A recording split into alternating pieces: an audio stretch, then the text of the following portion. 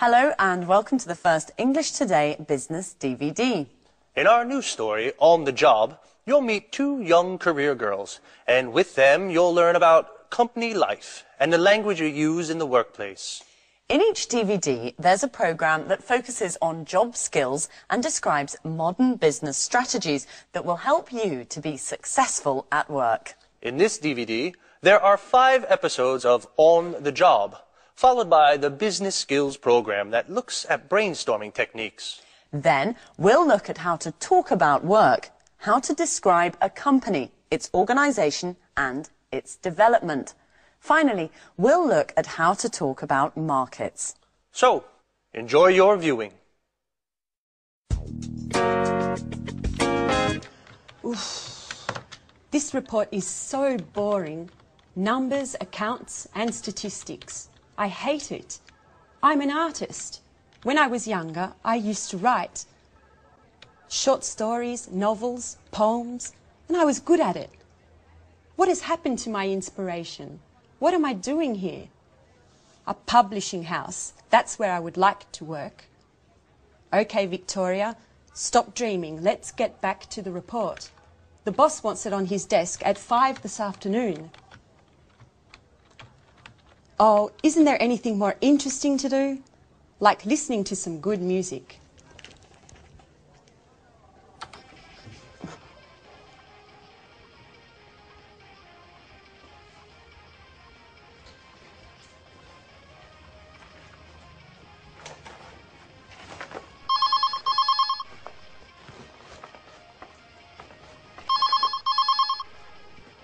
Telephone. Oh, the phone. Hello, this is Victoria Lee. Oh, Lucy, what can I do for you? No, I'm not busy. Well, actually, I am very busy. I have to write a boring report for the boss. Anyway, what is it? Is there a problem? What? Mr. Lewis wants to speak with me? Really? Yes, yes, of course. Put him through. Good morning, Mr. Lewis. It's a pleasure to hear from you. How are you? I'm fine, sir. What can I do for you? Yes, I know the product. It's very interesting, innovative, and the marketing department thinks it has a lot of potential for the international market. What? Me? Really? Thank you, sir. Yes, yes, immediately. Yes, yes, Victoria. Today is your lucky day. Bye-bye, boring report.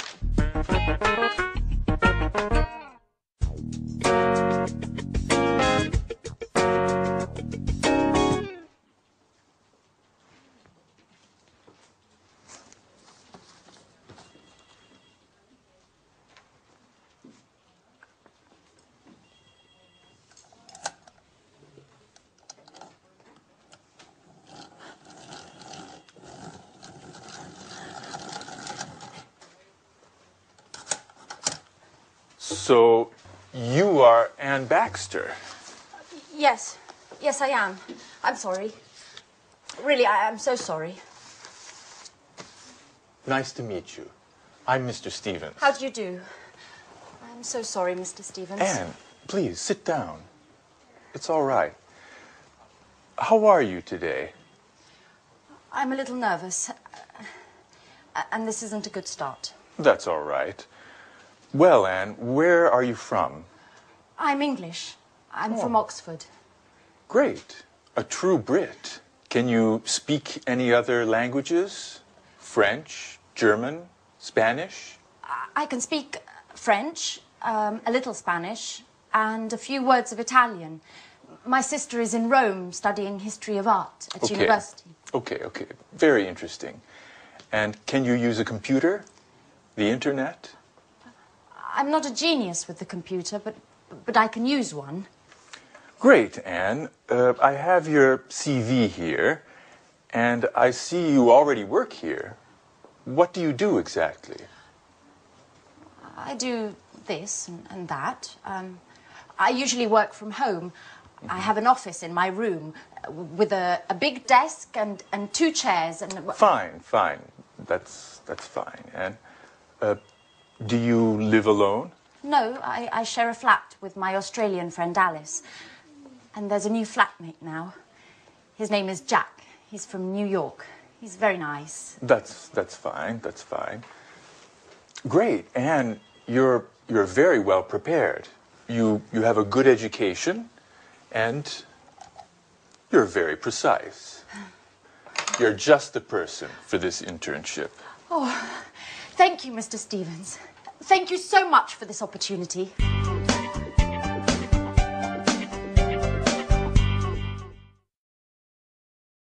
Good. Now, let's see if you know the names of jobs and professions.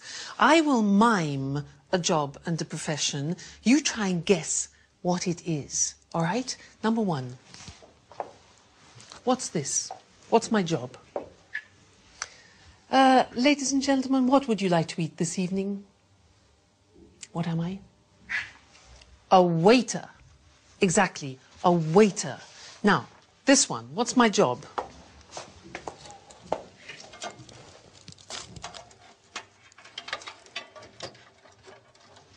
Difficult job.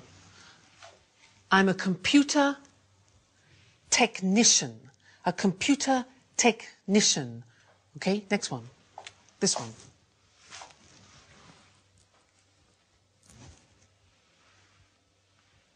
What's my job? No, I'm not a policeman. I'm a policeman. A policeman. Be careful of the pronunciation. Next. What's my job?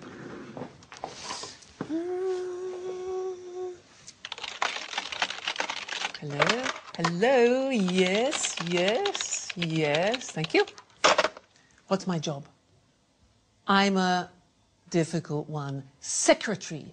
Listen to the pronunciation. I'm a secretary. Next one. Let's see. Here. This one here.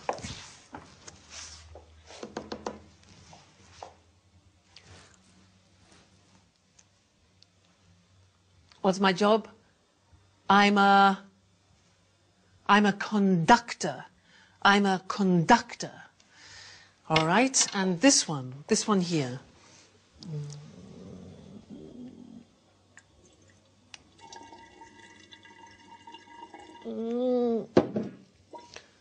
I'm a scientist. Again, a difficult pronunciation. Scientist. This one here. That's 78 for the chips, and then 20 for the chicken. That makes... that'll be €79, madam. Thank you. I'm a cash assistant. A cash assistant. All right. Next one. This one here. Follow me. You see this beautiful monument that we have in the city of Florence is the Duomo. What's my job? I'm a tourist guide. Listen to the pronunciation. I'm a tourist guide. This one, this is difficult. Ladies and gentlemen of the jury, I believe that this man is innocent. My job? I'm a lawyer. A lawyer. Next, this one.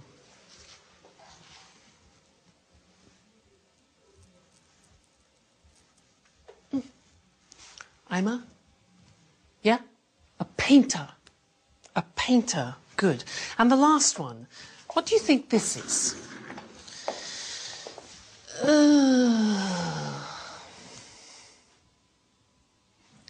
I'm retired. I have no job. I'm retired. So, what's your job? What's your father's job? What's your mother's job?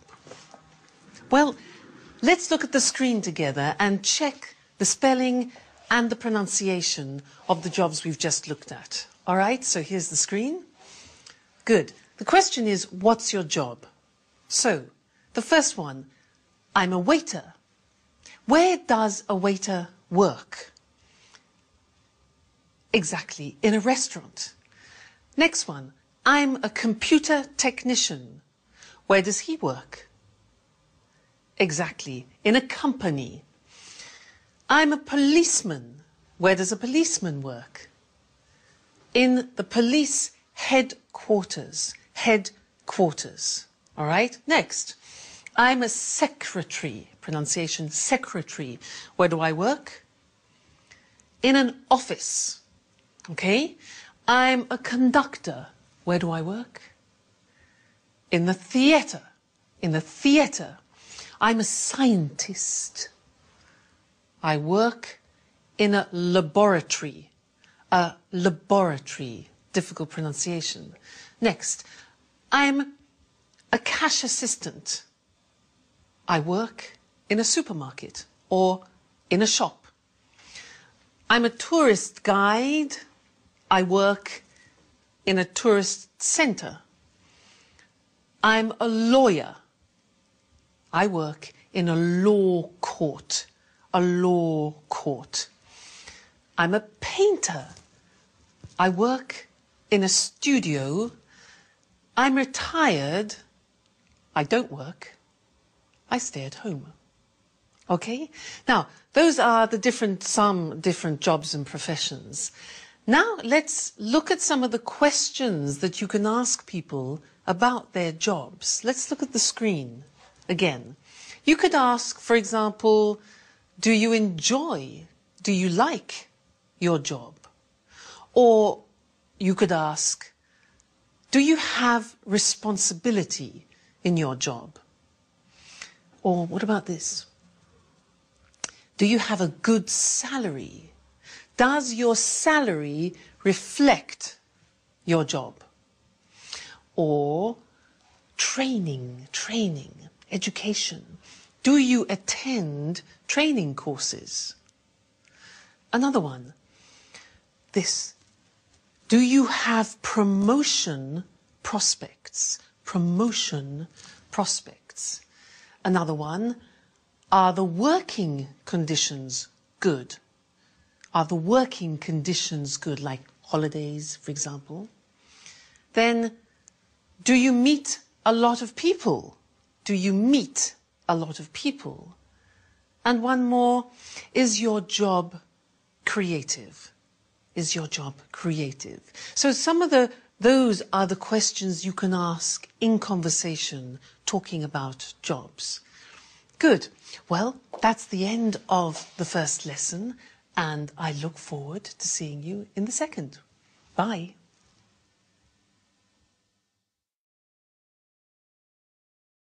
Hello, and welcome to Business Talk, the program dedicated to talking about business skills and techniques. Today's program is all about brainstorming, a very popular conference technique designed to obtain the maximum number of ideas relating to a specific subject. In a bit, Lucy and I will give a short demonstration so you can see what it is all about. But first of all, what does brainstorming mean? And why is it used? Well, people put their ideas together with the aim of finding a solution to a specific problem. Exactly. It's a group activity.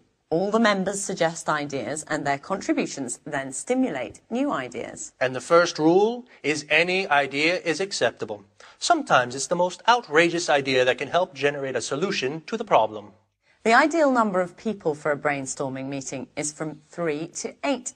Too many people could get a bit out of hand. Well, even 8 people calling out ideas and making comments could get chaotic, so it's useful to have a facilitator, a person who doesn't contribute but keeps this session on course and records the ideas on a flip chart. And although this is a common technique used in the corporate world, you might be surprised to know that during a brainstorming meeting, all hierarchy and roles disappear. The philosophy behind this strategy is to create a real sense of democracy within the group, so that everyone feels their opinions are valued. Now, there are certain principles to follow so that brainstorming works well. But before we look at these, let's do a little brainstorming so you actually see how it works. Okay, now there are only 2 of us, and there should really be 3 or more people in a brainstorming meeting, but this is just to give you an idea. So listen carefully to the language we use. Let's imagine this situation. Our company needs to increase its production space.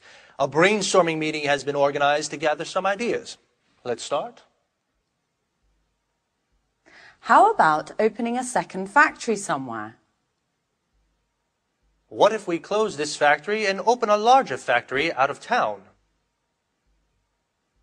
Let's explore the possibility of opening a larger factory for production and keep this space to make the shop bigger. Perhaps we could rent the building next to the factory. Why don't we look into renting part of the building next door? What about sharing a production space with another company? Couldn't we examine the possibility of building a third floor? Let's try to reorganize the space we have. What if we organize 4 shifts a day instead of 3? We could relocate our administrative staff and keep production here. How about keeping the production here and renting some office space for the administrative staff? Would we be able to reorganize the shop floor space? Why don't we try moving all the production to China? We could move part of the production to China. What about closing part of the production line? Couldn't we rethink the production line? How about keeping the production of smaller items here and moving the production of larger items to China? Okay, we're going to stop here because we're running out of time, but this process could go on for much longer until enough ideas have been collected. At this point, a short list is made of the best ideas so that they can be carefully evaluated by considering how each one would work in practice. So the aim is to conclude the brainstorming session with 1 or 2 good ideas that can be put into action and hopefully solve the problem. Did you notice how we didn't stop to judge or analyze the ideas as they came up? Well, that's because if each idea were to be discussed during the actual brainstorming, the ball would never get rolling and too much time would be wasted. Another thing you may have noticed is that Lucy came up with an idea that had nothing to do with increasing the production space. She suggested working 4 shifts instead of 3, which wouldn't solve the problem of space at all. Yes, remember, all ideas are accepted during the brainstorming process because although an idea may seem silly, it might instigate other ideas that could instead give rise to a solution. Yes, actually, you suggested something interesting after the apparently irrelevant idea I had. Well, I'm afraid our time is up for today. See you soon. Bye-bye. Now, as we said in the programme, the language you use to put forward your ideas during a brainstorming session is really important. So, what kind of language should you use for brainstorming? Clear, well-structured sentences, for example, are essential for this technique to be effective. And don't use any imperatives or rhetorical language. Remember, the aim is to create democracy within the group, and everyone should feel that their ideas are valued. Do you remember how we make suggestions? Let's, how about? These are the expressions we use in a brainstorming session. These expressions open the way to more suggestions and encourage other members to participate. Let's look at some of the structures we used during our brainstorming session. How about opening a second factory? What if we open a larger factory out of town? Perhaps we could rent the building next to the factory. Couldn't we build a third floor? Let's try to reorganize the space we have. Would we be able to reorganize the shop floor space? Why don't we try moving all the production to China? We could move part of the production to China. What about closing part of the production line? Notice how all these suggestions promote group collaboration. Brainstorming is a group activity, so it's important to make everyone feel part of a team. Okay, now let's see if you've understood. I'm going to make some suggestions as though I were in a brainstorming meeting. And then we'll see which are tentative suggestions and which aren't. Ready? We could rent another factory. Let's build another floor. I think we should close part of the production line. How about moving production to China? Why don't we try relocating the administrative staff? In my opinion, we should open another factory. Couldn't we reorganize the space we have? So, of these 7 ideas, 2 are not actually suggestions. Which 2? Yes, the 2 that started with I think and in my opinion. It's essential that in brainstorming you don't try to assert your own opinion. What's important is to work as a team. Try to limit the use of I and use we instead. It's not easy when English isn't your first language, and you probably need to practice a couple of times for it to come naturally.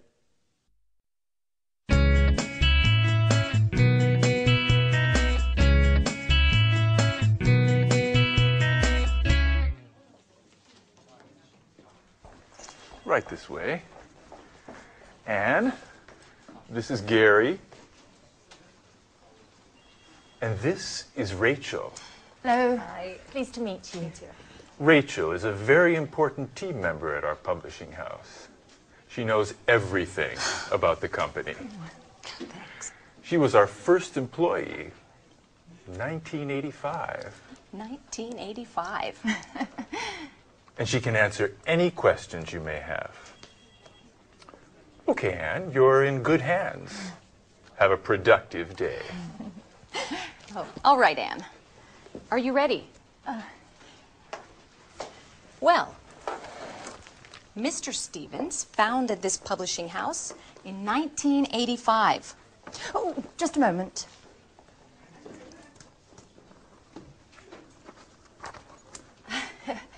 Okay.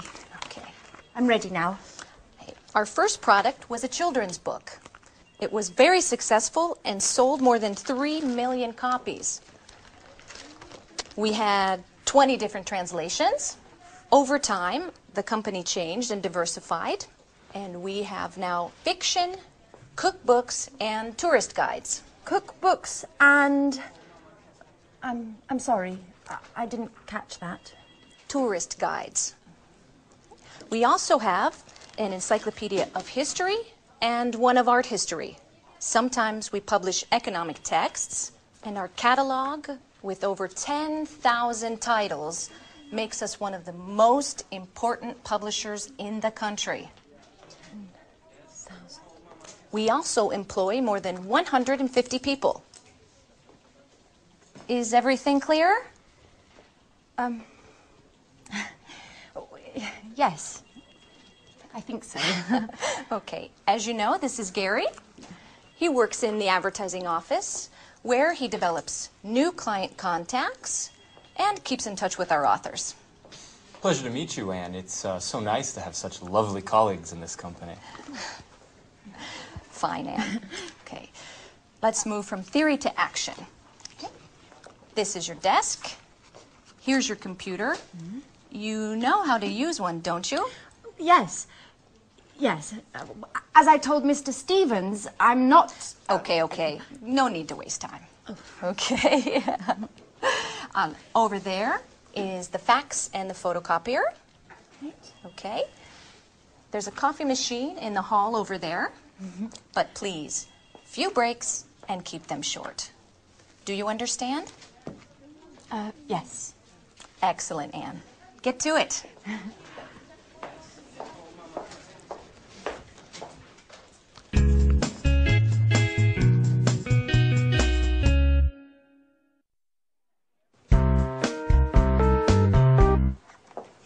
Oh, good morning, Mr. Chang. Excuse me, I was just rearranging my office. Take a seat, please. Thank you. It looks very nice here. Thank you. Well, before we begin to talk about our new product, I would like to give you some information about our company. Speedmaster Spectre is a multinational company which specialises in well-designed, high-tech sporting goods. Founded in Los Angeles in 1995, we now have 15 branches worldwide. That's very interesting, Mrs. Lee. How much is your company's revenue? Over the past few years, Speedmaster Spectre's revenue has grown impressively.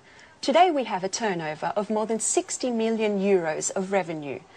Our revenues abroad amount to more than 50% of that total. Very impressive. And what are your target markets? We have product lines for men, women and children with gear covering head to toe. Our brand is synonymous with reliability. Speedmaster Spectre is trusted around the world and we are considered one of the leaders in our sector. Great. So, what can you tell me about this new product? This is a revolutionary new tennis shoe. It's extremely durable thanks to our high-quality materials. We're interested in the Southeast Asian market. We believe that these shoes are the right product for that market. And where are they manufactured? Right, that's our strength. We have factories that meet all work standards and regulations in the countries we would like to target. And what is your role, Mrs. Lee? In the past, I was responsible for the Southern European market. Just last week, I took on a new role to test and distribute our products into the Chinese market. It's a very challenging position. That could deliver positive results. Together we can do great things, Mrs. Lee. Well, goodbye, Mrs. Lee. This meeting has been very profitable for both of us. Let's talk soon. Thank you, Mr. Chang. And yes, let's meet again soon. Great. Bye-bye.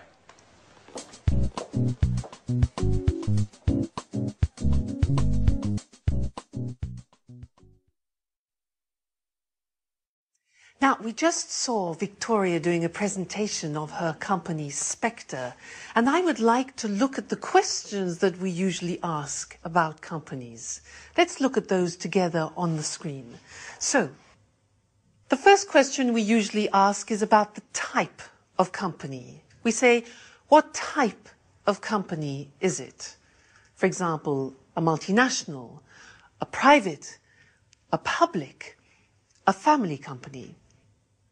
Another question we often ask is about the main or the principal activity. So the question would be, what does the company do, or what is its main activity? For example, manufacturing or engineering or production. Another question is about the employees. Look at the pronunciation of that. Employees, that's the name for the people that work in a company. So the question could be, how many employees are there? Another question we often ask is about subsidiaries or branches, which are small companies directly linked to the main company. And the question could be, does it have any branches? Does it have any subsidiaries? Another question important for us is the location. Where is the company located, or where is the company situated?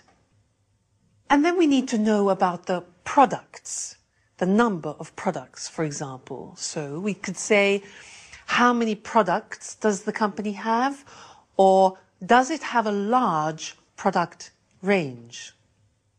And then the last thing, which is very important, is the money. And when we talk about the sales, the profit, etc., we talk about turnover or revenue. And the question is, what is the annual turnover or revenue of the company? Okay, so those are typical questions. Now, let's look at some answers. In order to do this, I want to compare Spectre, which Victoria works for, and then I want to look at the company that my brother owns, because my brother has his own company. He's the owner-manager of the company. He's the director. But it's very different to Spectre. So let's look at the difference between them, and let's look at the screen. Now, if you can see, Spectre is a multinational company. It's a very big company. But My brother's company, which is called Decorate, is a small family company. Now, Spectre specializes in sports goods, especially these high-tech shoes. But my brother's company, Decorate, produces kitchenware, objects like this. Kitchenware, things for the kitchen. The employees. Now, in Spectre, they have 1,500 employees. It's a big company. But in my brother's company, there are only 37 employees. Then the branches. Well, Spectre is a multinational. It has 15 branches and factories abroad. But my brother has only one head office. What about the location? Well, Spectre is located in America, in Los Angeles, but my brother's company is located in Manchester, in England. Then, the product range. Well, Spectre, this company has many products. It has 140 products. But my brother's company only has 20 so far. Then, let's think of the turnover. Well, Spectre has a turnover of 60 million euro. My brother has a turnover at the moment of 750,000. But that's not bad. So that's the language that we use when we're talking about companies in general. So next time in the third lesson, we'll talk about something new. And I'll see you then. Bye.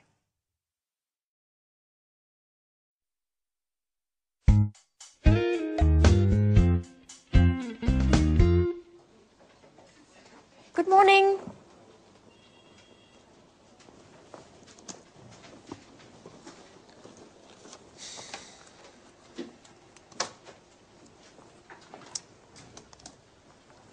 So, are you ready? Yes, quite ready. Okay, then let's begin.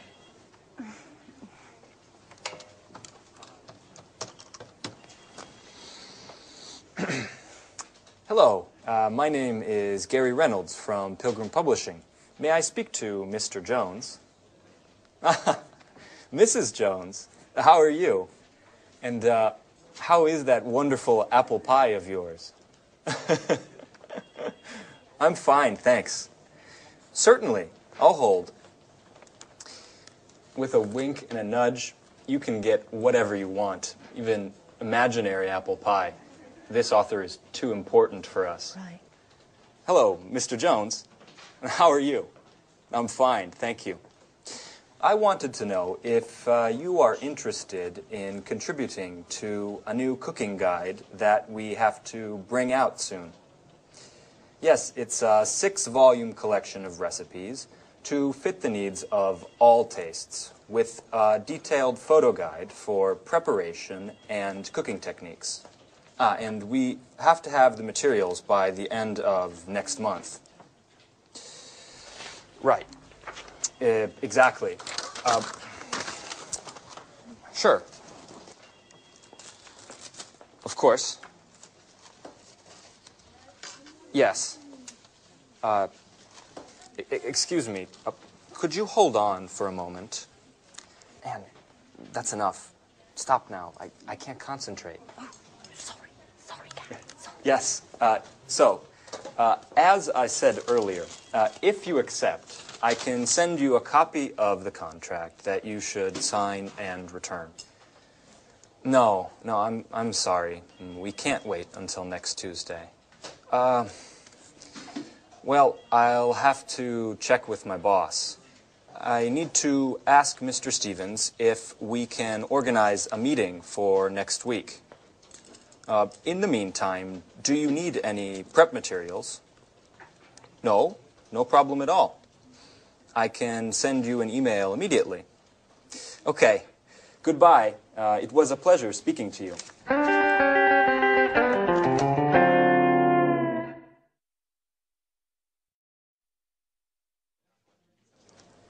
Do you always have to take notes? Yes, I do. I have to learn as much as I can, and well, there's so much to learn.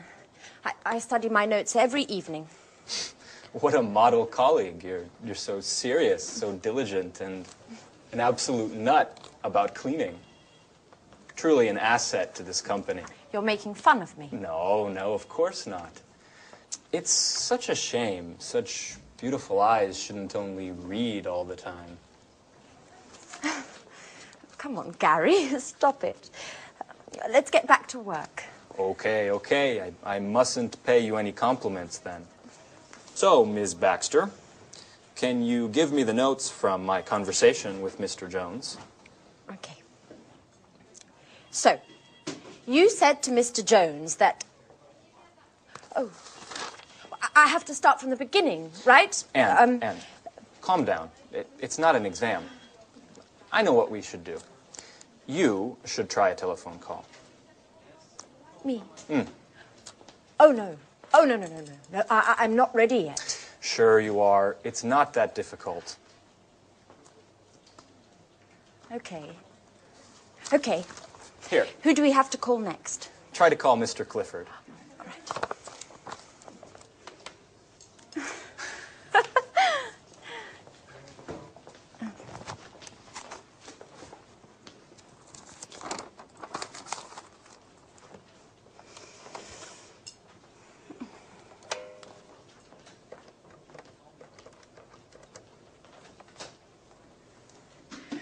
Hello, this is Anne Baxter from Pilgrim Publishing. Please may I speak to Mr. Clifford?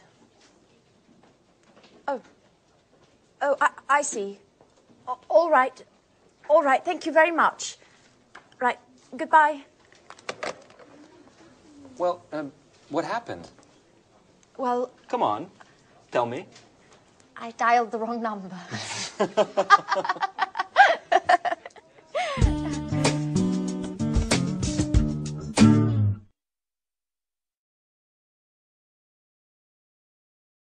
Good. Now, let's look at company organization. As I said before, companies are usually divided into departments. So let's look at some different departments in a large organization. For example, you can have human resources. Now, human resources is usually personnel, it's training. Training is like education, and it's wages and salaries. Human resources. Another department is finance. Now, in finance, you usually have the areas of purchasing, which is buying things, also customer accounts and other financial services. The next department is production. Now, in this particular department, you have producing the goods, you check the quality, you do the packaging, and you distribute the goods to customers. That's production. And the last one we're going to look at is marketing. And in marketing, you advertise the product and you organize sales. So, here they are: human resources, finance, production, and marketing. Now it's your turn. I am going to describe some activities in these departments, and you must decide which of the department the activity is in, okay? I'll give you an example. For example, which department recruits staff? Recruits, that's a difficult verb, takes on staff. Which one? Human resources, finance, production, marketing. Exactly, human resources. Now, you go. Which department creates an image? Creates an image. Marketing. Good. Next one. Which department manufactures and produces the goods? Oh, it's easy. Production. All right. Next one.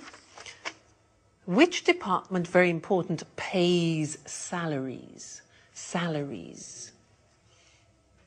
Human resources, exactly. Next one. Which of these departments packs the goods in boxes and in crates? Which packs the goods? Packaging. No. Marketing, no. Production, exactly. It's production. All right. Next one. Which of these prepares invoices? Now, do you know invoices?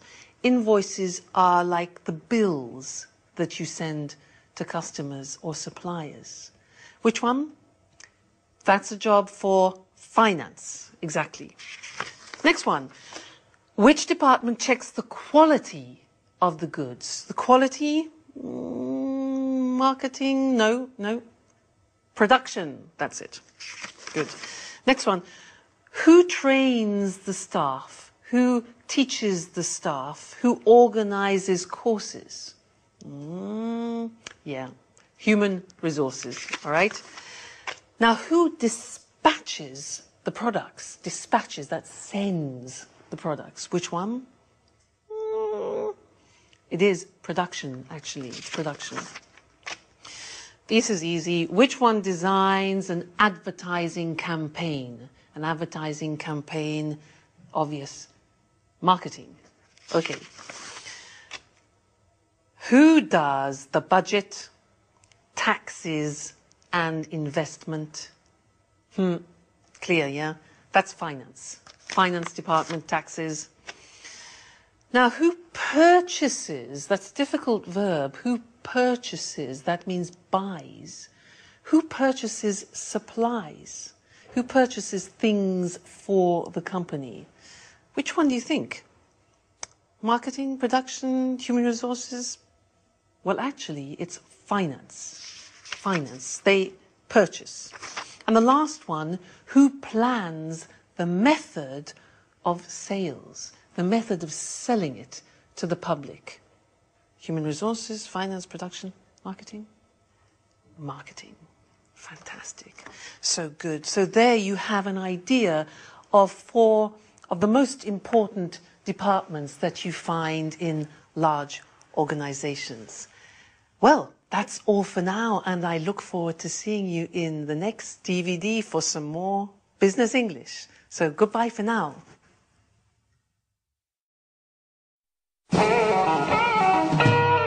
So, Mr. Stevens, may I begin to explain our typographic services? Just a moment, Mr. Richardson. I'm still waiting for our new intern. She has a lot to learn, and I think our meeting would be very useful for her. Good morning. I'm sorry I'm late, Mr. Stevens. Never mind, Anne. Anne, this is Mr. Richardson. How do you do? Good morning. Anne, I see you've had your hair done. Very nice. Oh, thank you, Mr. Stevens. It looks like you were out late last night. I hope you had fun. Were you at a party or perhaps a club? Oh, no. I was at home. Actually, it was quite a difficult night. Anyway, I don't want to bore you with my personal problems. Right. So, Mr. Richardson, tell us about your typographical services then. Founded by Charles Emerson, Montex has been active in the typographic market since 1985. From the beginning, we have been known for our innovation and high-quality products. Mr. Emerson's children, John and Lucy, have continued the tradition by improving and enlarging the family business. The first Montex office was located in Russell Street. Oh, Russell Street! That's where the flower market is. I went there just the other day and bought 2 beautiful yellow orchids. I'm sorry. I'm sorry, Mr. Richardson. I didn't mean to interrupt you. As I was saying, over the years and following changes in the market, our company has diversified and extended its line of products. We've purchased the latest technology, offering our customers the best package available on the market today. In 2000, we moved to a larger office space in order to improve production. Our new headquarters are located in Rodney Road, And we have approximately 55,000 square metres at our disposal. Well, that's a huge space. Yes, that's right. It's very big. Anyway, our first success was with brochures, marketing flyers, pamphlets and company catalogues. We also provided business cards and general printing services. Over time, we moved into book publishing as digital technology and expansions in the market gave us the skills to enter the market. Currently, we're equipped to provide highest quality publishing at an extremely competitive price. Our current capacity is more than 100 million pages per year.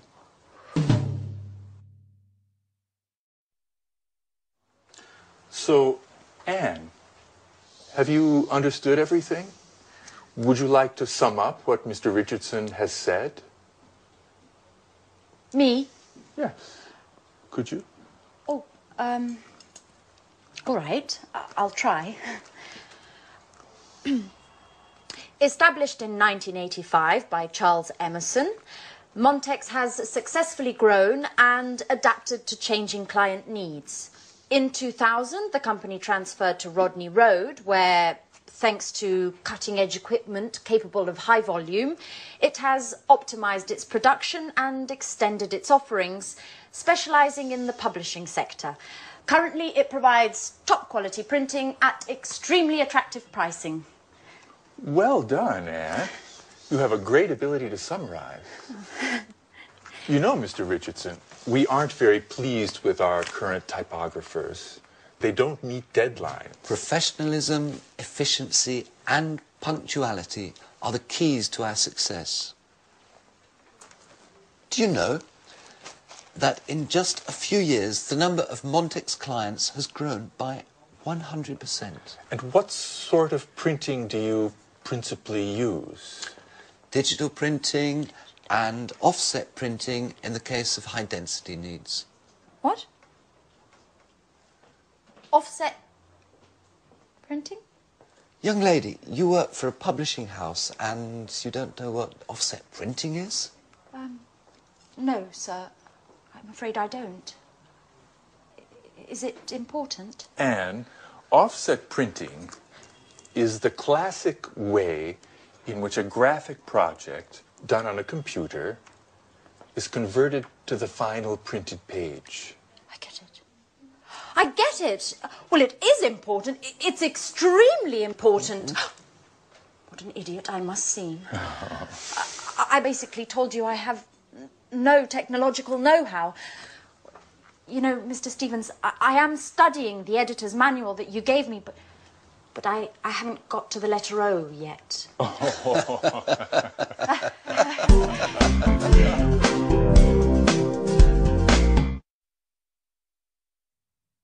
So in that scene, you saw Mr. Richardson talking about the history of his company.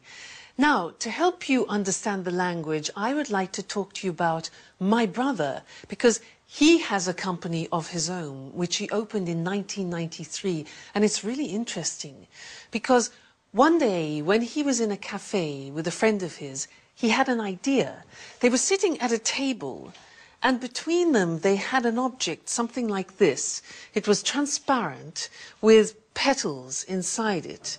And he thought, well, wouldn't it be fantastic if they could fix that idea? So what he did is he designed a prototype. This is the example. And he made the first prototype of plexiglass. And you can see inside there are real natural objects in the plexiglass. Then he did some market research to see if people would like objects like this. And he found some potential customers. So then he looked for some suppliers, people who would sell him the plexiglass. Then he needed the money. So he asked some banks for financial support, and he set up, or he established, a company. He formed a partnership with his friend, and then he invented a name. Now, the name of the company is Decorit. So it's decor, which is like decoration, eat, which is eat, Decorit. Then he rented an office, he hired a secretary for administration, and he launched the first product. Now, that was in 1993, and the company has now developed a lot. And let's look on the screen, because it's interesting. When you talk about company history, you use the simple past tense. But when you talk about how a company develops, we move into the present perfect.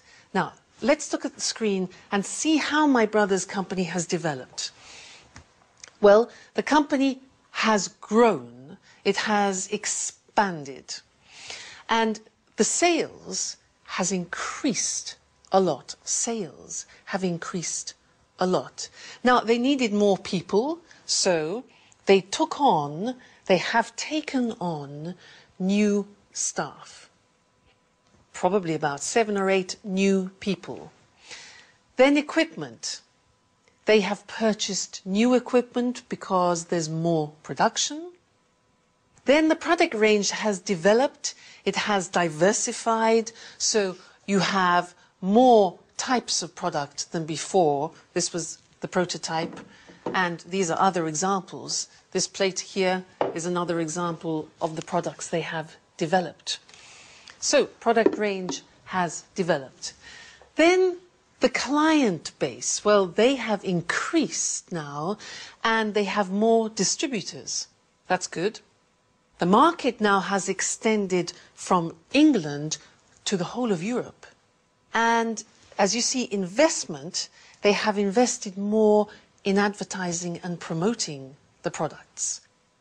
Then they've moved to bigger offices, the premises are much larger, and they have opened a subsidiary in France. So the company is doing really well.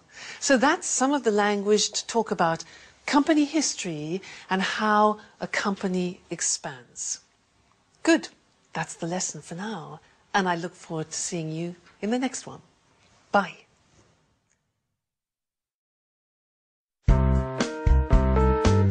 We're meeting here today to show Mr. Chang our new Smarty tennis shoes. These innovative shoes are made of high-quality materials and are perfect for the Southeast Asian market, which, as we all know, is expanding rapidly. We're especially interested in the Chinese market, which is growing at a pace much faster than the rest of the world. Excuse me for a moment. Henry? Hi. I'm sorry, but I'm in a meeting right now. Let's talk later, okay? All right, tell me, but hurry up. No, Henry, I never told John he could watch TV all day. He must have misunderstood. All I said was that he can watch all the TV he wants, but only after doing his homework. This really isn't the right moment, Henry. I'm sorry. Can we continue this conversation later on this evening? Pardon the interruption. Now, as I was saying... Excuse me, Victoria, but do you think this is the right product for the Chinese market? I think that before we export Smart in the Southeast Asian market, we need to take a close look at the local competition and the market's tastes in the sector. Excellent observation, Paul. We've actually already done market research, and as Mr. Chang can confirm, demand for sporting goods in China has grown by 50% over the past 10 years. Far Eastern consumers are increasingly interested in the latest fashion. They have become the most demanding consumers of fashion and quality in the world. Isn't that right, Mr. Chang? Oh, yes. Your fashions have reached our shores. Fashion is law, especially for young consumers. In fact, purchases are driven more by trends than by the actual products. And what about the competition, Victoria? It's a well-known fact that labor costs are lower in China, and the shoes produced in China are much more cost competitive than in Europe. Right again, Paul. However, our shoes are manufactured with high quality materials that target an upper level segment of the market. This market segment is quite happy to spend more on products that are well equipped, last longer and are of a higher quality.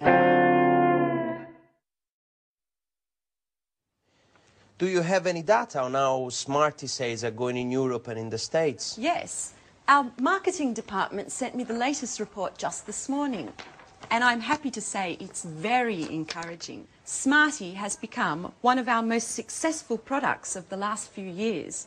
Demand is growing exponentially, and the satisfaction level of these shoes is much higher than that of similar shoes produced by other companies. In fact, Smarty shoes are considered one of the most durable, the most functional, and, most importantly, the most popular amongst the youth market. And what about the distribution? It's a very important aspect that we shouldn't underestimate. Yes, Mr. Chang is here to help clarify this issue for us. It is extremely important to have a detailed distribution and promotion plan. We've also got to create a reputable chain of agents to distribute our products over the widest possible area. This, in turn, will help us make importation easier and reduce taxes for entry into the Chinese market. Look, I'm very happy to provide you with any information you may need, as well as contacts inside the Ministry of Industry and the Chamber of Commerce. But, of course, success depends on your goals, your strategy, and the type of financing plan you're willing to provide. And besides that... Oh, excuse me yet again. John, what do you want? I told Dad I'm in an important meeting. No, John, I didn't say that. First do your homework, and then you can watch TV, okay? And listen to me. I don't care if your friends aren't studying today, just because it's a holiday tomorrow. Do you understand? Tomorrow we're going to see your grandparents, so you have to study today. That's enough of this story, John. No, that's not true. I'm a good mother, and I love you, but it doesn't mean I don't have the right to tell you what to do. Listen, I don't want to talk about this anymore. Goodbye. Pardon me, just a little domestic problem. Oh, yes, Mrs. Lee. We all know that kids cause more problems than work. You're right, Mr. Chang. Kids, anyone who understands them is a genius.